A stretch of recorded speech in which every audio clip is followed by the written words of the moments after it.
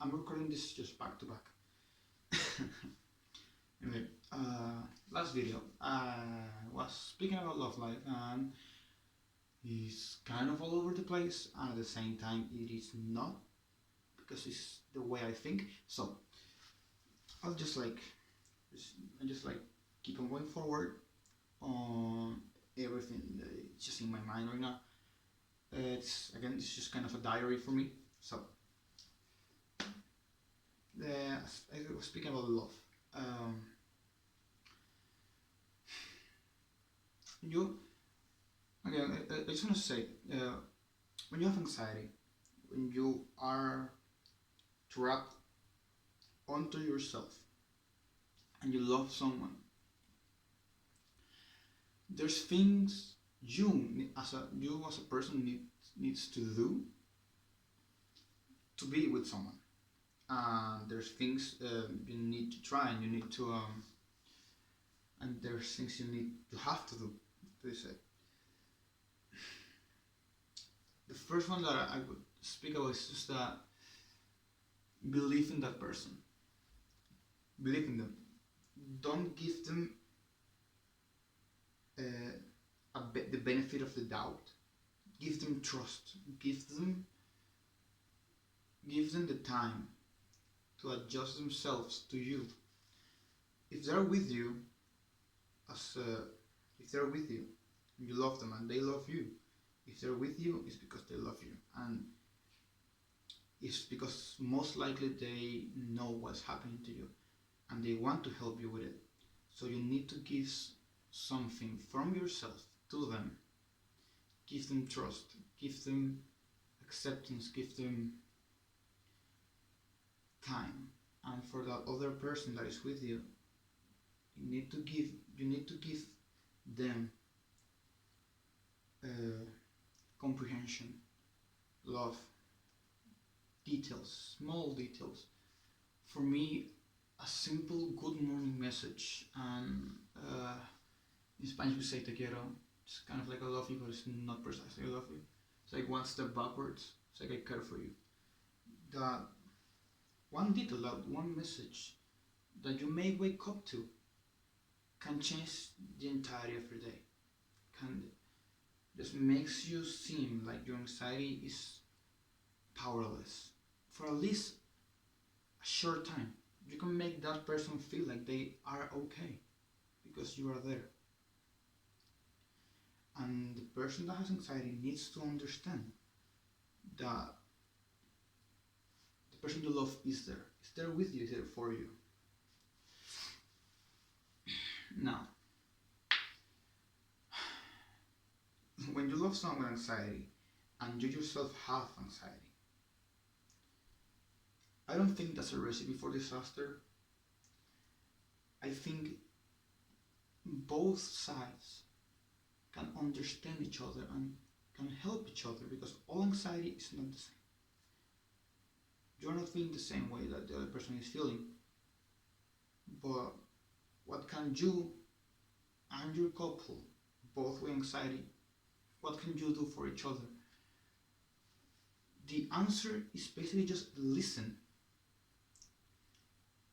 The issue in these cases is that listening is just so hard that sometimes you get one message and you get one word wrong, and in the end you just stop and just like, if there's 5 words and the first one just make you feel bad, then the other 4 are useless, and that is not okay.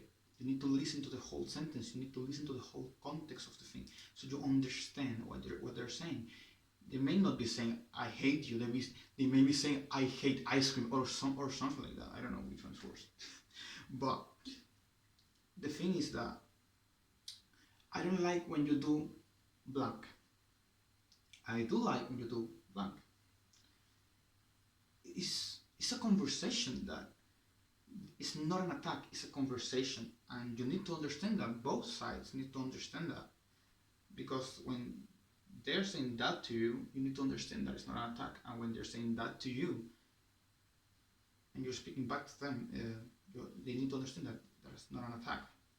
And if there's toxic relationships, and you know when someone is attacking you, and if you feel attacked, you just need to ask, are you attacking me or not? Like this, is this something you're doing?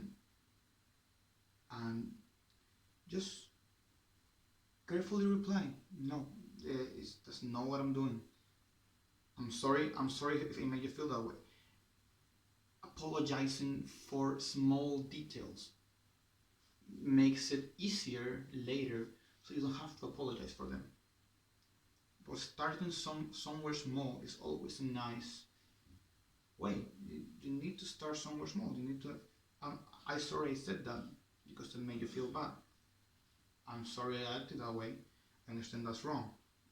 You need to accept that your acts are not always right. Your words are not always right.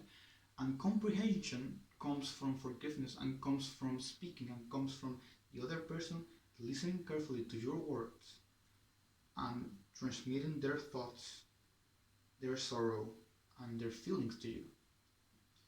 You need to be aware of that. You need to say, I'm sorry, it seemed that way, that wasn't the intention. You don't just say, oh, I didn't mean that. You say, sorry, I didn't mean that. Because that sorry, that small word is 5 letters, it's just one word, can fix everything. Because if you just say, oh, I didn't mean that, it just comes as, like, from my experience, it just comes as, oh, then why did you say it? And the explanation goes deeper and deeper, and anxiety makes you dig deep onto feelings that are not there. So what you need to do is say, oh, sorry, I didn't mean that, and that sorry just cuts off all the anxiety flow. Just cuts off everything that you said before that seemed like an attack will not look like an attack afterwards to that person. But if you don't say sorry, anxiety will try to dig deep afterwards, and it's just not okay for you or for them. Nobody should be digging deep on anxiety, and nobody should be feeling bad because of anxiety. But in the end, that's what anxiety does. And just apologizing for saying something carelessly or saying something that just seemed away. Apologizing for that small detail will cure and will save, and it saves you so much time, will save you from future struggles of yourself. But the person that is not apologizing, you as that person that is receiving the sorry, you need to work on not needing that I'm sorry and not looking at things as an attack. Because you sometimes may have that one person, you always thought they were attacking you, they were making you feel bad, they were making you struggle, and in the end it's just, they were just trying their best, and you didn't have to feel that way. I know that because I've been through that. I am going through that. I feel like the other person is always attacking me, and the other person may feel like I'm always attacking them. So in the end, what do? Both sides come to say, oh, I'm sorry I said that. Let's work on that. Let's don't take that this way, I'm sorry. The apology helps you go through every mental process that you need to go through in 1 second, and just removes the anxiety as a middle way.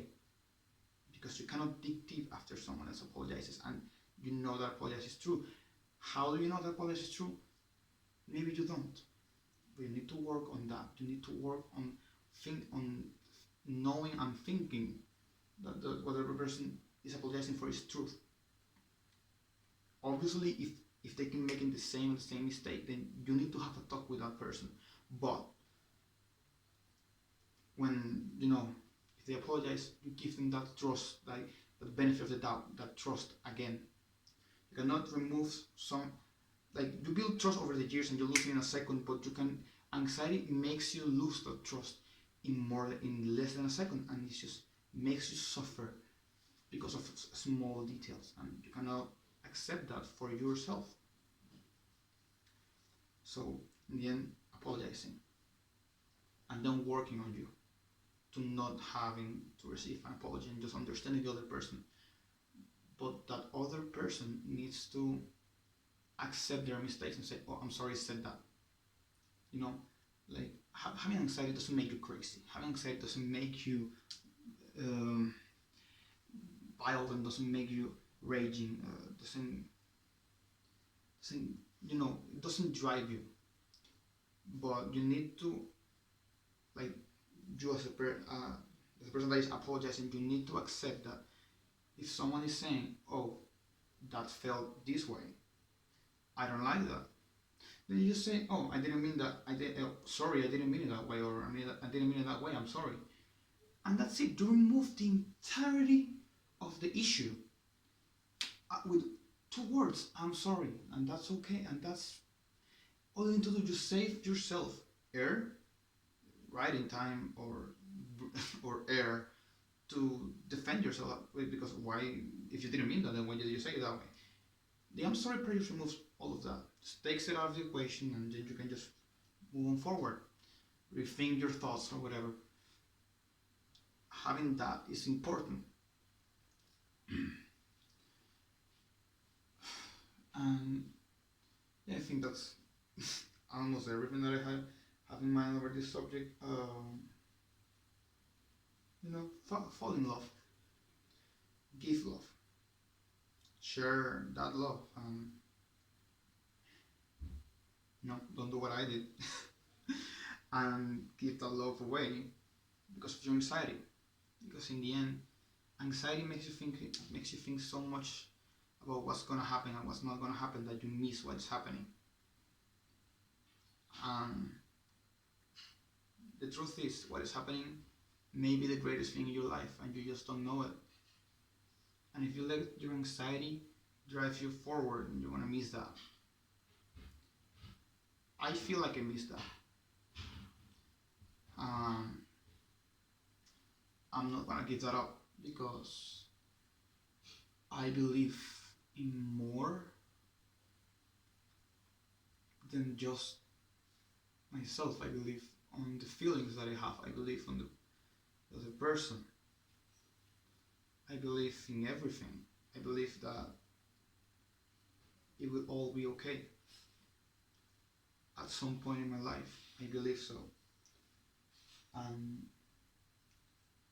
maybe one day I'll move on over those feelings, over loving someone. Maybe one day I'll move on. Maybe, I don't know. But what can I do? What can you do when that happens to you? You can accept that you fucked up. You can accept that you made mistakes. You can accept that everything that you did, no, not everything, but you can accept that you made mistakes and that you made something bad. And start today to fix that. Because the sooner you start getting better, the sooner you'll be better.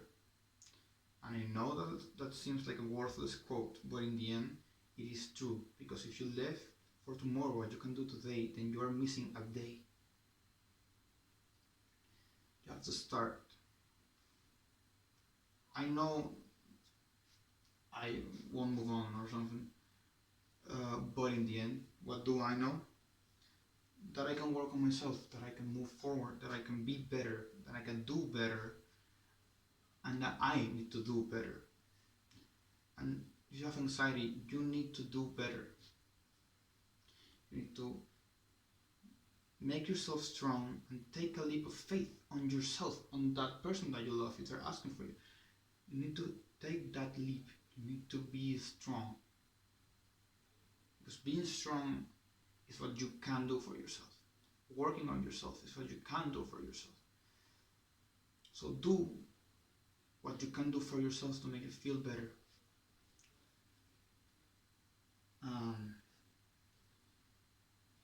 That will make you better. Anyway, 15 minutes again. This diary is gonna take. It's gonna be long.